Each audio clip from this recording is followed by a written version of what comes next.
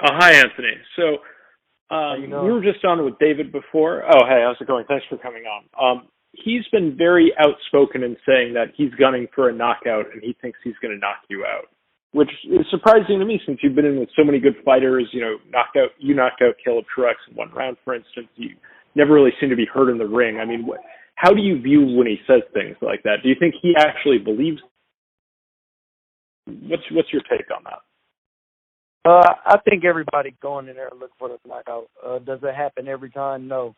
But you're going to go in there and look for the knockout. Boxers don't get paid for overtime. So of course we're going to go in there and say we're looking for the knockout. That makes everybody want you to knock them out. That's what I'm going in there for. I'm looking for the knockout. I think I do it every time, and I'm ready for the 28th. I'm ready to defend my title and be successful at it. So you've been in with a lot of very good fighters over the course of your career. I just asked him if he viewed you as the toughest fight of his career. How do you rank the challenge of facing him compared to the rest of the fighters you fought in your career?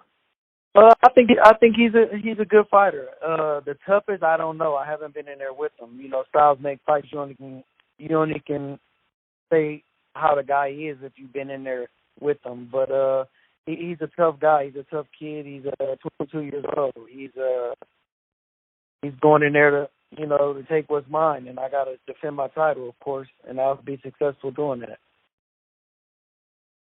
Okay, one final question. Fox is already talking a lot about Caleb Plant versus David Benavidez. Do you feel like you have something to prove? Do you think to some extent the network is already trying to pretend like this fight has already happened, he's already beaten you? I never even heard nobody talk about David Benavidez, and if they talked about David, they talked about me too. It's it is of course every fighter looks to the future, going in there expecting to win, but it's a hard test for David. It's definitely hard, and I'm going in there knowing that I'm going to win. I know I'm going to go in there and do what I have to do to be victorious at the end of today. Okay, well, thank you very much for your time, Anthony. I'm expecting a great fight. Good luck next week. Our next question comes from Carlos Toro with Fightful News. Please go ahead. Thank you so much, and thank you, Anthony, for being on this call. Really do appreciate it. You know, when we're talking about a guy like David Benavidez, who's this young, very aggressive fighter who has tremendous power, when you look at a fight like that, a fighter like that, do you kind of view that maybe that there's still a lot of growing when it comes to a fighter like that? And as a fighter with your levels of experience, do you see that maybe an advantage for you to sort of try to figure out, exploit maybe that inexperience against guys at the world level? I mean, I think everybody has power, especially with 10-ounce gloves on. I don't know what kind of power he got. Every fighter he knocked out, he was supposed to knock out. Just like every fighter I knocked out, I was supposed to knock out. But like I say, that I think, styles make fights at the end of the day. I'm going in there looking for the knockout. I'm going in there doing what I need to do to win this fight. If I don't get the knockout, I definitely can go 12. And I'm just prepared. I'm mentally, physically, and ready for this fight.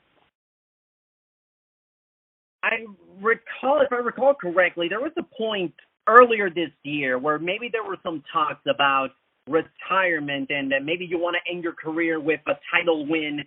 And now you've already got that title win. Is retirement or talks about retirement still somewhat in the back of your mind as you approach your fight, or is that something that you've kind of put on hold for now? I mean, you don't think of retirement in a fight this big. You think of the fight. You think of the task at hand. Was I thinking about retiring after the last fight? Of course.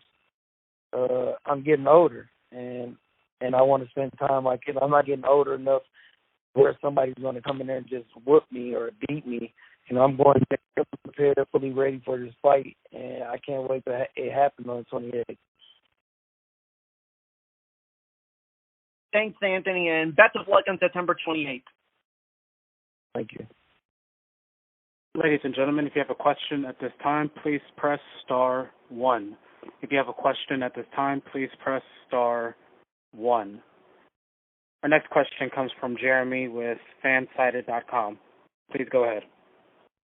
Hi, Anthony. Thank you for taking the time to talk. Obviously, with age can be a double-edged sword, whether it's you get older, the reflexes aren't quite the same, but at the same time, you have an abundance of experience. How are you going to use your experience to outthink David Benavidez? I mean, you'll have to see on the 28th. I'm not going to sit here and talk about my game plan. You just have to see on the 28th. I know it's going to be a hell of a fight, especially with the guy that, within David Benavidez, he's coming to fight. And everybody knows from my previous fights, even my last fight, I'm coming to fight also, and that's not going to stop me. Age is nothing but a number. George Foreman did it at, 50? Bernard Hopkins did it at 50. I mean, it's you do it because you want to do it and your body is allowing you to do it. So me being this age is not an excuse. I'm going to go in there and do what I need to do to win the fight. You fought some very impressive boxers over the span of your career, whether it's Truex, Jack, Bika, etc. Where do you think David Benavidez stacks in there based on what he's accomplished so far? I mean, I don't know. I have to get in there and fight him. I can tell you better after the fight, but right now, he was a champion. He knocked out people he was supposed to. He did what he was supposed to do. He went 12 rounds with Gabriel, so twice, and I just feel I'm so much better. So, like I say, stop fight from there on the 28th, and all the talk is over with now. It's just a fight. Thank you, Anthony, and best of luck. Thank you. Our next question comes from Gail with Community Digital News. Please go ahead. Good afternoon, Anthony. I had to look this up to make sure I was right. It looks like that you fought at the Staples Center 13 years ago. It's hard to believe it was that long ago. But you're certainly going to be in an arena where, most of the fans are going to be there for your opponent. Does that fire you up? Does it piss you off? How do you use that? I mean, I don't use it any other way. It's just me and him in the ring. You can't use that. You use that, you're messing up your game plan. It's me and him in the ring. That's all that matters. And he obviously has a big boxing family. So do you. I asked him this question. I'm going to ask you this question. How important is the family support to you, and what does it mean to you to have them there? It's very important. My family been there through my whole career. I've been boxing almost 26 years, and they've been there in and out, ups and downs, blood, sweat, and tears. So I'm really thankful for them. Thankful for my wife, my kids even, watch my fights. So I'm really thankful that they're by my side and I got a family that I can depend on.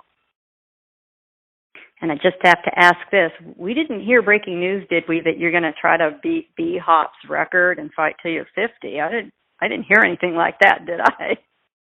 No, you didn't. Not at all. just checking, but we wouldn't mind. Good luck to you, sir, and all the best. Thank you. Our next question comes from Cameron Buford with the LA News Observer. Please go ahead. Hey, Dirrell. How you doing, sir? All right. You talk about, it's well known that you got the experience, the advantage over Barrios in this upcoming fight. How much do you believe Benavidez will play a factor, or Benavidez, excuse me, how much do you believe your experience will play a factor in this fight? I think it'll be a big factor. I think I'm a little more polished in that area, and just go in there and stick to my game plan, and do what I need to do to win this fight, no matter how the win comes, as long as it comes. When you're fighting, do you develop a dislike for your opponent at all, or is this strictly business with you guys? Or with you? No, it's business. It's strictly business. There's no personal issues. It's business. You going in there, they're trying to knock you out, and you're trying to knock them out. That's all it is. I have no animosity or anything towards David at all. I think him and his family are, good people. They're very respectful people, and that's good. But on the 28th, all that respect goes out the window. Certainly, that's a mature outlook. With that being said, what are some of the things that you admire about Benavidez' boxing style, if anything at all? Nothing. That don't even make no sense. What I admire is about somebody else's boxing style. Well, that I'm fighting. As a boxer, nothing. No, as a boxer, where I was coming from with that, as a boxer, there might be some things that you admire about another boxer. I'm not saying he's better than you or going to beat you up because you admire him. I mean, I'm fighting this guy. Why would I admire something about him? I don't admire nothing about him. That's fair. That's fair. Thank you, sir. Yep.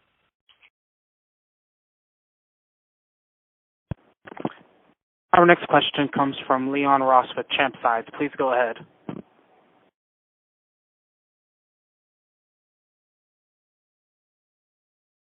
Can you hear me?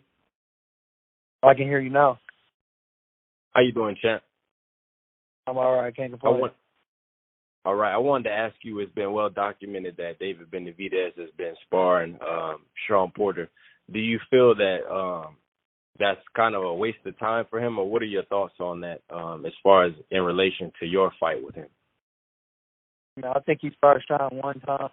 I ain't for sure if he's sparring him, but if he sparred him one time, that has nothing to do with me. Sean is 5'2", 5'3", maybe. I don't know how tall Sean is, but we don't even have the same fighting style, nothing. I mean, Sean can get something out of it, not David. I don't think, but it's sparring at the end of the day. You spar who you can spar, and just get the experience. I guess I don't know. Right, and speaking of experience, you noted that you have 25 years of experience going back to your amateur days, and obviously David Benavidez is only 22 years old. What's the key to your longevity in the game? I mean, this is one of your biggest fight. It's your most recent fight. What's been the key to your longevity? Just fight smarter, not harder. I think my last fight was a little hard. I made it hard, but you just got to fight smarter, and hit and not be hit. That's the game. That's boxing. And on the 24th, will it be a war? It might be. Would it be a boxing match? It might be. I don't know. I'll have to determine that when I get into the ring.